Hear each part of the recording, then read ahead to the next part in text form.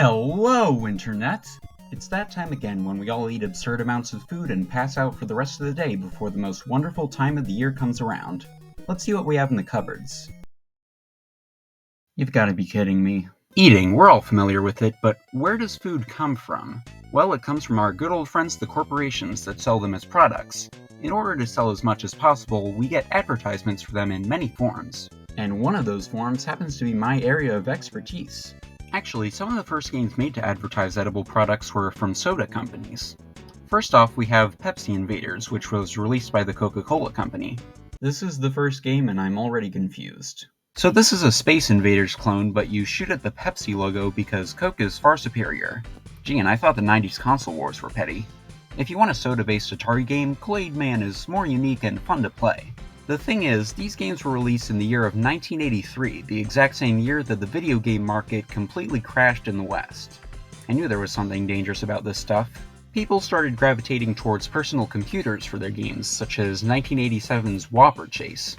Like a lot of 8-bit computer platformers, it just sort of throws a bunch of screens and enemies at you and isn't that fun. The video game crash didn't really affect Japan, though. Over there, the Nintendo Famicom would take the market by storm with the most iconic letter M in the world. The most iconic one. So this is Donald Land, based off of the McDonald's characters in World from the 70s. You play as Ronald, or Donald as he's known in Japan, and you platform through various areas while throwing exploding apples. The game does sprinkle in quite a bit of McDonald's theming with collectible hamburgers and even a counter to buy menu items at the end of levels, although it still has issues shared with many side-scrollers of its time. It might not be the most popular NES platformer, but I think McKids is a really solid one. It takes similar cues from Super Mario Bros. 2 and 3, but also introduces this collectible aspect that would become much more prevalent later on. The NES was really the prime console for platformers based on food mascots, with one featuring the Noid from Domino's and even a cancelled California Raisins game. And things didn't stop there. On the Sega Genesis, we got spiritual successors for both Donald Land and McKids with varying degrees of success, as well as a game based on 7-Up's Cool Spot mascot that's not very good to keep up with tradition. Speaking of which, Chex Quest on the PC went with the Pepsi Invaders formula of reworking an existing shooter, being the original Doom. The game includes new maps and reworked sprites to make it much more tame, but still fun. However, this was around the time when these types of games did actually slow down in terms of production. There were a few handheld titles and those weird Burger King Xbox games, but games were getting more complex and expensive to develop and couldn't be easily made just for a simple food advertisement.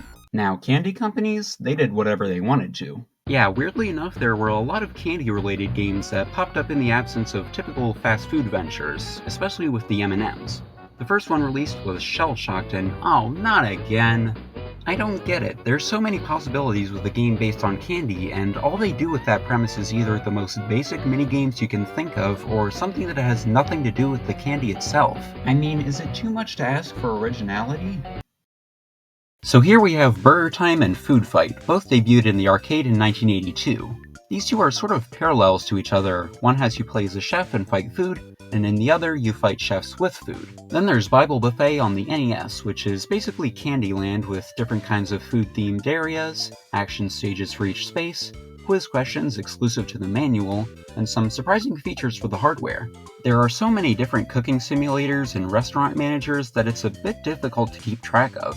And you even have something like Pizza Tower that's fully themed around, well, pizza. Alright, I think that's a good place to stop.